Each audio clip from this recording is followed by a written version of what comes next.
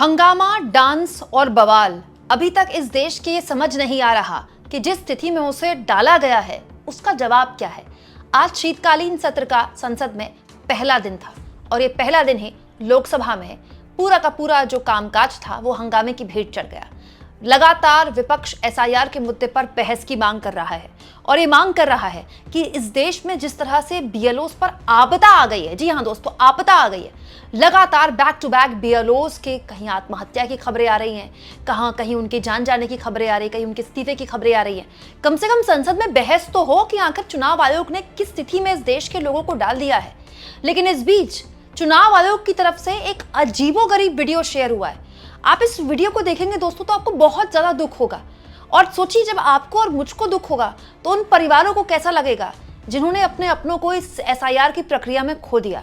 दोस्तों, ये वीडियो जो है इलेक्शन कमीशन ने शेयर किया है ये दिखाने के लिए कि बीएलओज जो हैं अपने ब्रेक टाइम को, बीच में जो उनको वक्त मिलता है काम के दौरान, वो उसको किस तरह से इस्तेमाल कर रहे हैं। अपने वर्कलोड को कम करने के लिए वो ऐसे डांस कर रहे हैं। Quick break, a stronger team, वाह क्या डांस हो रहा है।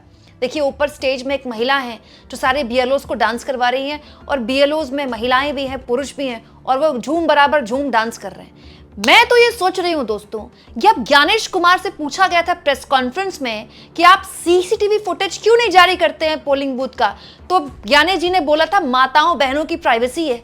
और यहाँ माताएं बहनें क्या बीएलओ नहीं है? भाई बीएलओ भी तो किसी की माता बहन है ना। खुलेआम उनके डांस करते वीडियो पोस्ट कर रहे हैं, बताइए इनकी कोई प्राइवेसी नहीं है? दोस्तों, बात मजाक की नहीं है, बात बहुत सीरियस है। आप सोचिए, जिन लोगों के परिवार में किसी बीएलओ की जान चली गई इस एसआईआर की वजह से, वो लोग जब इस वीडियो को देखेंगे उनकी छाती पर सांप लौटेंगे। मतलब उनको लगेगा इससे बड़ा मजाक उनके साथ कोई कुछ नहीं कर सकता। और ये मजाक किसी और ने नहीं, खुद चुनाव आयोग ने किया है। हालत ये है दोस्तों कि चुनाव आयोग खुद जानता है कि बीएलओ इतने त्राहिमाम कर रहे हैं कि चुनाव आयोग को 7 दिन आगे बढ़ानी पड़ गई अपने एसआईआर की डेट। और अगर चुनाव आयोग सोचता है कि वो ऐसे डांस की वीडियो से डैमेज कंट्रोल कर सकता है, तो नहीं, डैमेज तो हो चुका है और अब कंट्रोल भी नहीं होगा। इसीलिए आज संसद में जबरदस्त तरीके से इस पूरे मुद्दे पर हंगामा हुआ। राज्यसभा में तो खैर नए उपराष्ट्रपति का स्वागत चल रहा था, तो सभी पार्टी के जितने भी नेता हैं वो उनका स्वागत कर रहे थे, स्पीच दे रहे थे। लेकिन लोकसभा में आज सुबह 11 बजे जब कार्यवाही शुरू हुई और प्रश्नकाल शुरू हुआ, जबरदस्त तरीके से विपक्ष ने इस मुद्दे पर सवाल उठाए और हंगामा हुआ। आपने प्रश्नकाल के अंदर इन विषयों पर चर्चा नहीं होती, ये प्रश्नकाल है।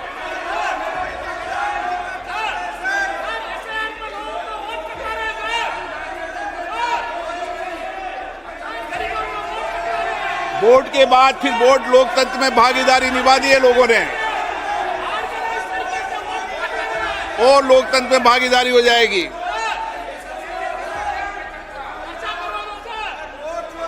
बैठिए बैठिए, प्रश्नकाल है, प्रश्नकाल में चर्चा होती है क्या? नो, अच्छी परंपराएं लागू करो। आप वरिष्ठ नेता लोग हो, अपनी सीट पर विराजे, सदन को चलने दें। मैं फिर आपसे आग्रह कर रहा हूं, निवेदन कर रहा हूं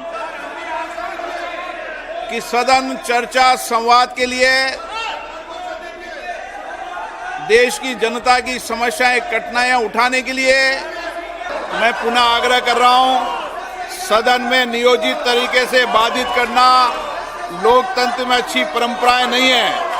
आप अपनी सीट पर विराजें। सदन की कार्रवाई आज 12 बजे तक के लिए स्थगित की जाती है। मतलब लोकसभा आज एक दिन, पहले दिन में 3 बार स्थगित हुई है। और एसआईआर के सवाल पर जब विपक्ष ने कहा बहस कराइए, तो जानते हैं हमारे देश के प्रधानमंत्री ने क्या कहा? प्रधानमंत्री ने कहा कि ये ड्रामेबाजी बंद होनी चाहिए। ड्रामा करने के लिए जगह बहुत होती है, जिसको करना है करते रहें। यहां ड्रामा नहीं, डिलीवरी होनी चाहिए। नारे के लिए भी जितने नारे बुलवाने हैं वो पूरा देश खाली पड़ा है। जहां पराजित होकर के आए वहां बोल चुके हो, जहां अभी पराजय के लिए जाने वाले हो वहां भी बोल दीजिए। लेकिन यहां तो नारे नहीं, नीति पर बल देना चाहिए और वो आपकी नीयत होनी चाहिए। सोचिए दोस्तों, मोदी जी इस एसआईआर के सवाल को ड्रामा करार दे रहे हैं। इलेक्शन कमीशन बीएलओ को वैसे नचा रहा है एसआईआर के नाम पर और अपना प्रमोशन करने के लिए डांस करवा रहा है वो अलग। इससे बड़ा मजाक क्या होगा। और विपक्ष जो इस मामले को सीरियसली ले रहा है और कह रहा है कि कम से कम बहस तो करवाइए, वो उसके लिए मोदी जी बोल रहे हैं कि ये ड्रामा करार दे रहे हैं, ये हताश हो गए हार से। ये बात सच है दोस्तों कि बिहार की हार विपक्ष के लिए बहुत बड़ी हार है। लेकिन दोस्तों बात बहुत सिंपल है, बीजेपी अगर इस देश के हर राज्य में सरकार बना लेती है, सारे राज्यों में, तो भी बीजेपी से सवाल तो पूछे जाएंगे ना भाई। राष्ट्रीय सुरक्षा के सवाल या फिर एसआईआर को लेकर उपजे हालात के सवाल या फिर दूसरे अहम मुद्दे, क्या इसलिए विपक्ष पूछना छोड़ दे क्योंकि वो हार रहा है? मतलब क्या लोकतंत्र में केवल चुनावी जीत ही लोकतंत्र होती है? अगर कोई पार्टी जीत रही है, चाहे वो कैसे भी जीत रही है, छोड़ दीजिए उसको, तो फिर वो सारे सवालों से बचने का उसको मौका मिल जाता है क्या? तो फिर तो संसद ही बंद कर दीजिए, फिर संसद की क्या जरूरत है, क्योंकि आप जीत रहे हैं।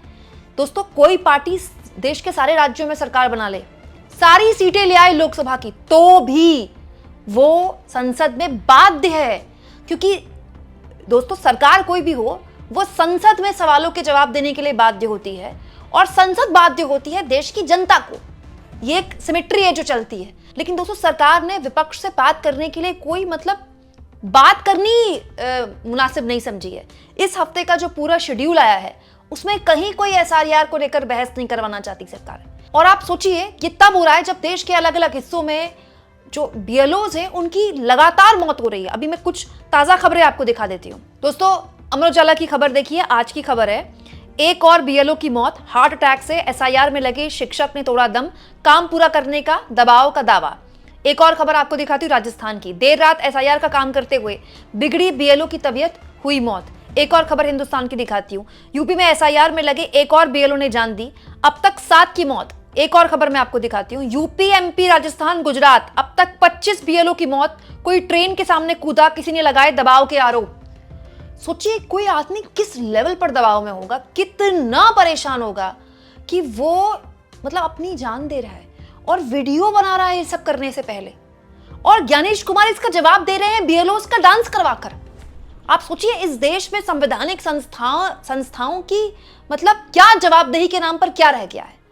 और जब विपक्ष इसको लेकर संसद में सवाल पूछने की कोशिश करता है तो उसको ड्रामा करार दिया जाता है।